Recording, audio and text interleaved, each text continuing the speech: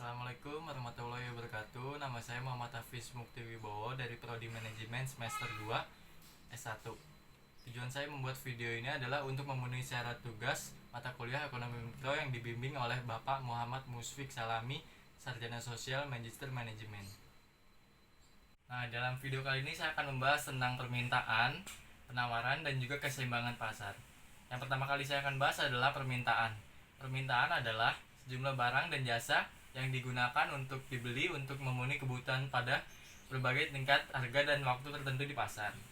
Nah, di dalam permintaan itu dibagi menjadi dua. Yang pertama itu adalah permintaan absolut, yaitu permintaan terhadap barang dan jasa secara umum dengan disertai atau tidak disertai dengan kemampuan untuk membeli. Dan juga permintaan efektif adalah permintaan terhadap barang dan jasa yang disertai dengan kemampuan untuk membeli. Nah, hukum permintaan menyatakan bahwa ketika harga suatu barang atau jasa mengalami penurunan, maka jumlah permintaan barang tersebut akan naik, dan sebaliknya, ketika harga barang atau jasa meningkat, maka jumlah barang atau jasa yang diminta akan berkurang. Seperti itu. Nah, kali ini saya akan menjelaskan tentang faktor-faktor yang mempengaruhi tentang permintaan. Yang pertama yaitu harga barang itu sendiri. Seperti yang telah kita ketahui, sesuai dengan hukum permintaan, harga atau barang jasa itu sendiri berpengaruh terhadap jumlah yang diminta. Dan yang kedua, pendapatan masyarakat. Pada barang normal, peningkatan pendapatan akan meningkatkan jumlah barang atau jasa yang diminta. Yang ketiga, intensitas kebutuhan. Semakin penting barang atau jasa yang dalam memenuhi kebutuhan seseorang, maka jumlah permintaannya akan semakin meningkat. Misalnya permintaan payung di kala hujan akan lebih tinggi dibandingkan di saat tidak hujan. Yang keempat, jumlah penduduk. Semakin besar jumlah penduduk di suatu negara, maka semakin besar permintaannya terhadap barang atau jasa. Yang kelima, selera. Peningkatan selera pada suatu jenis barang atau jasa akan meningkatkan permintaan terhadap barang atau jasa tersebut dibandingkan dengan jenis atau barang jasa lain. Dan yang keenam, barang pengganti. Ketersediaan barang pengganti ini berpengaruh terhadap jumlah barang dan jasa yang diminta.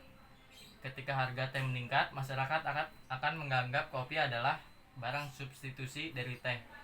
Jadi akan mengalihkan pembeliannya kepada kopi, sehingga permintaan kopi akan meningkat. Seperti itu.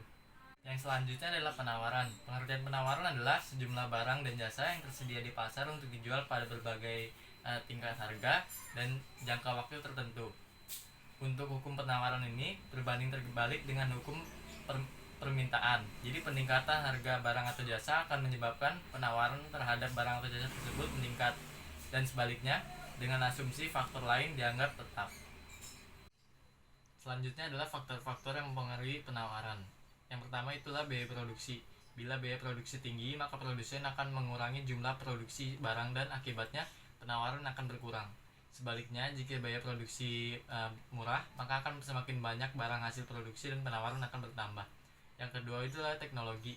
Semakin tinggi teknologi yang digunakan dalam memproduksi barang, maka kualitas dan barang hasil produksi itu akan bertambah, dan ini akan berpengaruh terhadap jumlah penawaran. Dan yang ketiga itulah harapan akan mendapatkan laba atau keuntungan.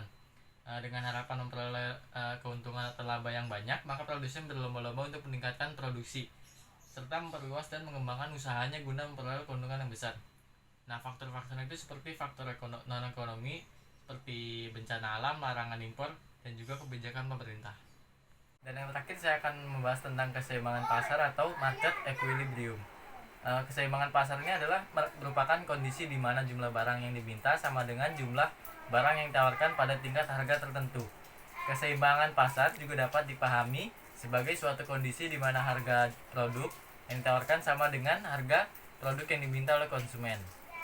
Nah, ketika titik keseimbangan pasar tercapai, maka tidak ada kecenderungan perubahan harga atau harga kecenderungan tetap. Harga ini disebut dengan harga keseimbangan. Terbentuknya harga keseimbangan ditentukan oleh kekuatan antara permintaan dengan penawaran. Jika permintaan lebih kuat dari penawaran, maka harga akan naik. Sebaliknya, apabila penawaran lebih kuat dari permintaan, maka harga akan turun. Ya, untuk kali ini saya akan menjelaskan fungsi tentang keseimbangan pasar. Keseimbangan pasar memiliki dua fungsi utama yang berperan penting dalam pembentukannya. Nah, yang pertama itu adalah fungsi permintaan. Fungsi permintaan merupakan kesamaan yang menunjukkan hubungan antara jumlah barang yang diminta dengan faktor-faktor yang mempengaruhinya. Fungsi ini bekerja sesuai dengan hukum permintaan, yaitu jika barang mengalami kenaikan, maka permintaan akan barang tersebut menurun. Sebaliknya, apabila harga barang naik, maka permintaan akan barang tersebut mengalami penurunan. Nah, hubungan antara barang harga dengan jumlah barang dalam fungsi permintaan berbalik, artinya di saat harga barang turun, permintaan akan naik. Demikian pula sebaliknya. Oleh sebab itu, gradien fungsi permintaan selalu negatif. Dan juga bagaimana jika harga barang yang berlaku di pasaran lebih rendah dari harga keseimbangan? Hal ini jelas akan mengakibatkan kelebihan permintaan atau market shortage. Kelebihan permintaan merupakan kondisi di mana jumlah barang yang diminta lebih besar dibandingkan dengan jumlah barang yang ditawarkan pada harga pasar yang berlaku. Kondisi ini menimbulkan persaingan antara konsumen untuk mendapatkan barang.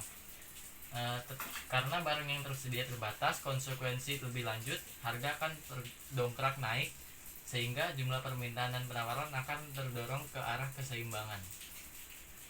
Yang selanjutnya adalah fungsi penawaran. Fungsi penawaran dapat dipahami sebagai persamaan yang menunjukkan hubungan antara barang dengan jumlah barang yang ditawarkan oleh produsen. Fungsi penawaran bekerja sesuai dengan hukum penawaran, di mana kenaikan barang akan diikuti dengan kenaikan jumlah barang yang ditawarkan. Sebaliknya, penurunan harga barang akan diikuti dengan penurunan jumlah barang yang ditawarkan.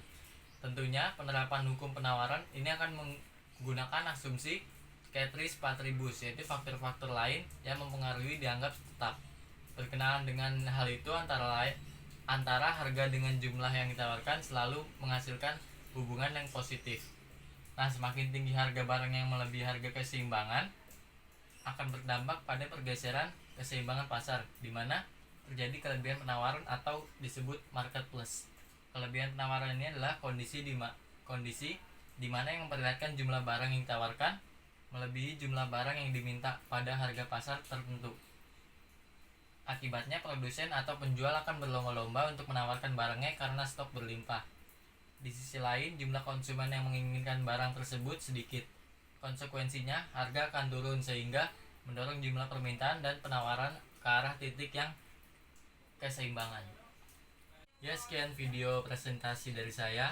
Mohon maaf jika ada salah kata dalam penyampaian video presentasi dari saya. Wabillahi taufiq wal hidayah. Wassalamualaikum warahmatullahi wabarakatuh.